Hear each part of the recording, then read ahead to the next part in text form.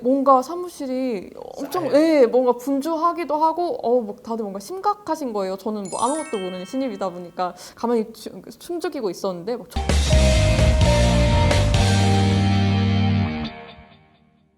안녕하세요. 오늘도 전문가의 지식을 훔쳐보는 명사 초청특강의 조혜민입니다. 요즘 날씨가 쌀쌀해지면서 난방 수요가 증가하고 있습니다. 난방 수요뿐만 아니라 산업에 꼭 필요한 에너지 상품에 대해서 오늘 조세열 전무님과 함께 이야기 나눠보도록 하겠습니다. 안녕하세요, 전무님. 네, 안녕하세요. 반갑습니다. 요즘 에너지 상품 하면 원유 천연가스 상품이 대표적으로 있는데요. 사실 코로나 이후로 상당히 꾸준한 증가세를 보이고 있어요. 하죠. 예. 특히나 요즘에는 뭐 변동성도 심하고 항상 위험도 뜨시는 분들 보면 뭐 원유나 천연가스 보유하고 계신 그런 고객분들이 상당히 많더라고요.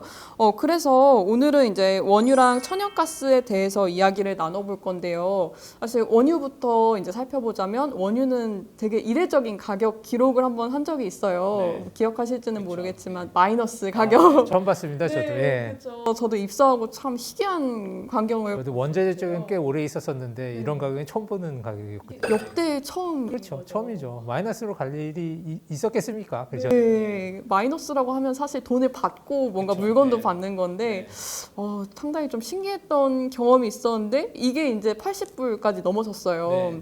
그래가지고 100불도 넘어선다는 이야기도 한간에 돌고 있는데 진짜 100불 되나요?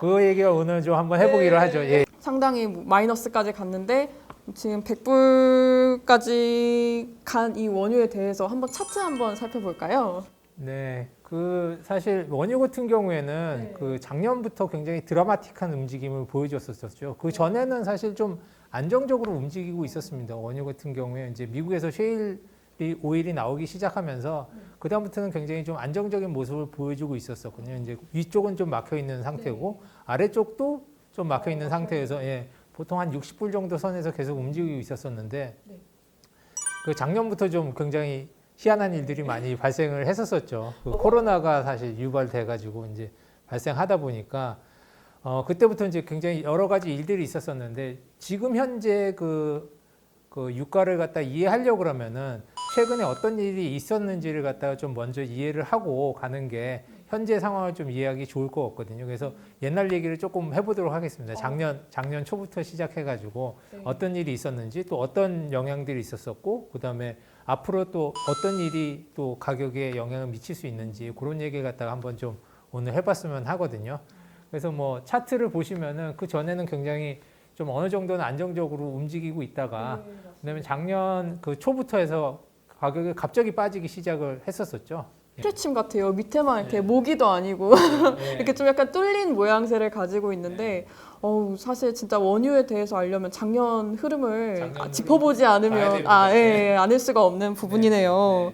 그래서 이제 그다음에 이제 그 이후로는 이제 계속 꾸준하게 이제 상승하는 모습을 보여주고 있거든요. 그래서 어떻게 해서 가격이 마이너스까지 가게 됐는지 또 그게 어떻게 해서 가격이 이렇게 빨리 올라가게 됐는지 그거를 한번 좀 살펴보도록 하겠습니다. 네, 좋습니다. 네, 그렇다면 이게 수요가 마이너스까지 갔다는 게 뭔가 부족했다는 건데 실제로 많이 부족했을까요? 실질적으로 봤었을 때 이제 작년 초부터 코로나가 이제 발병되기 시작하면서 이제 수요가 감소하기 시작했었었죠. IEA에서 이제 올해 원유 수요 감소한다 이렇게 얘기 나오면서 그때 이제 가격이 이미 빠지기 시작했었었고요. 그때 한 50불에서 한 40불 정도로 빠졌었습니다. 그러다 보니까 이제 그 아무래도 산유국 같은 경우에는 이제 좀 감산 좀 해야 되는 거 아니냐. 그래서 이제 그 사우디에서 러시아한테 야 감산 좀 하자 우리 이제 아무래도 수요도 줄고 그러는데 계속 생산해가지고는 유가가 계속 빠지지 않겠니 감산 좀 하자 이렇게 얘기했었었는데 러시아에서 이제 우리는 싫어 우리 감산 안 하겠네 이렇게 얘기를 한 거죠. 그랬더니 이제 사우디에서 아니 그래? 그러면은 니네 동참 안 해? 그러면은 알았어 우리 증산할 거야 그러면 이제 그러면서 이제 가격이 폭락을 하기 시작한 거죠. 그래서 한 그 전까지만 해도 한 50불에서 이제 수요 IEA 발표 나오면서 이제 40불대로 빠졌었다가 사우디에서 이제 증산하겠다고 이제 발표하면서 그게 한 20불대로 이제 갑자기 빠진 게 된 거죠. 이제 40불대에서 20불대로 이제 하락을 하게 됐었던 거고요. 그러다 보니까 이제 뭐 다 발등에 불 떨어졌죠. 20불로 해가지고는 이게 네. 뭐 이게 수지가 안 맞지 않습니까? 그러니까 40불 이상이 되어야 네, 그렇죠. 수지가 맞는데 20불이면 이제 다 생산을 많이 해도 이제 다 적자니까 그럼 이 상태에서 이제 어떻게 할 수가 없다 싶어가지고 그때 이제 다 모여가지고 이제 드디어 발등에 불이 떨어졌으니까 우리 감산하자. 그 전에 이제 사우디가 제시한 게 한 150만 배럴 정도 일 감산하자고 했었었는데 그때 이제 가격이 20불까지 빠지니까 그때 어그리한 게 970만 배럴 감산하자 이렇게 얘기가 된 거죠. 근데 970만 배럴 같은 경우는 이제 사우디에서 일일 생산하는 양이 970만 배럴 정도 되거든요. 그러면 그러니까- 엄청 조금 감산한 거네요. 아니 굉장히 사우디 전체 감산량만큼을 갖다가 감산한 거니까 사우디란 나라가 아예 없어진 거나 마찬가지니까 굉장히 많은 양을 갖다가 한 그때 원유 전체 생산량의 한 10% 정도 감산했다고 보시면 될 것 같습니다. 그래서 굉장히 많은 양을 감산을 했었었고 그 이후부터는 이제 감산량을 조금씩 줄여가지고 지금 현재는 이제 550만 배럴 정도 감산한 상태로 이제 유지가 되고 있긴 한데 그래도 아직까지는 그 감산이 유지가 되고 있는 거죠. 근데 감산을 하기로 했다고 해서 바로 감산할 수 있는 건 아니잖아요. 그때 이제 4월 달에 이제 이런 얘기가 나왔었는데 그때 이제 5월부터 감산하자고 그랬었던 거거든요. 근데 4월에는 이제 뭐 문제가 발생이 많이 한 거죠. 4월 달에 마이너스 그쵸. 유가가 갔으니까요. 근데 이제 그 연초만 해도 보면은 그 저기 선물 거래 하시는 분들은 베이시스에 대해서 좀 아시겠지만은 그 베이시스가 백오데이션이었었거든요. 그러니까 원월물이 이제 더 싼 거죠. 군월물보다 이제 더 싼 상태였었고 살짝 그 저거 있었습니다. 그러니까 살짝 백오데이션이었었는데 그게 이제 수요가 감소하면서 군원물 위주로 가격이 확 빠지지 않습니까? 지금 당장 수요가 줄어드니까 당장 현물 가격은 이제 확 빠지게 되는 거고 원월물은 이제 상대적으로 이제 덜 빠지는 현상이 발생을 하는 거죠. 그래서 그러다 보니까 백오데이션에서 이제 콘텐고로 이제 확 변했는데 이제 그 콘텐고가 군월물이 워낙 많이 빠지다 보니까 이제 슈퍼 콘텐고가 된 거죠. 엄청나게 가팔라졌나 보네요. 굉장히 가파르게 이제 된 거죠. 차익 거래 같은 경우는 이제 어떻게 이제 생각했었냐면 그쪽에 있는 사람들 같은 경우 지금 현재 가격이 너무 싸니까 미래 가격이 높으면은 지금 사가지고 탱크에다가 그냥 집어넣고 원원물을 그냥 매도를 치면은 나중에 그 시기가 됐을 때 딜리버리 하면 되지 않을까? 뭐 이렇게 된 거죠. 그러니까 지금 현재 뭐 현물이 한 15불 정도 하고 배럴당 그다음에 6개월 뒤 가격이 한 30불 정도 한다고 쳤었을 때 보관 비용 뭐 이자 이렇게 감안해 가지고 뭐 한 3, 4불 정도 든다 그러면은 뭐 15불에서 한 3, 4불 더하면 뭐 10불, 18불, 뭐 19불 정도 되는데 원원물은 이제 30불에 거래가 되면 30불을 팔고 그다음에 이거 사서 캐리해가지고 나중에 이제 실물로 딜리버리 하면은 한 10불씩 이익이 남지 않습니까? 네, 맞아요. 네. 그러면은 이제 안 할 이유가 없잖아요. 거기 그쵸. 그만큼 있고 그게 뭐 10불로는 단위가 작아 보이는데 이게 계약 단위라는 게 또 그쵸. 있으니까 어마무시하게 또 그러니까 이제 이건 하기만 하면 이제 돈이 되는 거니까 너도 나도 다 그걸 하게 됐었던 거죠. 그거를.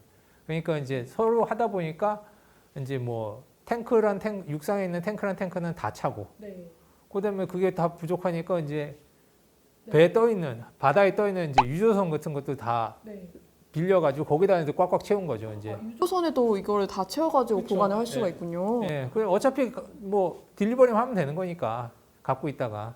그러니까 그냥 목적지도 없이 그냥 유조선에다 이제 원유 꽉꽉 채워가지고 이제 떠 있는 그런 상태가 됐었던 거죠. 그 상태가 이제 4월달에 계속 이제 됐었던 거고요. 그러다 보니까 이제 더 이상 이제 뭐 저장 공간이 없는 그런 상황까지 이제 발생을 하게 된 거죠. 그러니까 어떻게 보면 사우디랑 러시아의 뭐 치킨 게임에 결국에는 이제 차익 거래자들이 생기면서 가격이 결국엔 마이너스까지 빠지게 됐군요.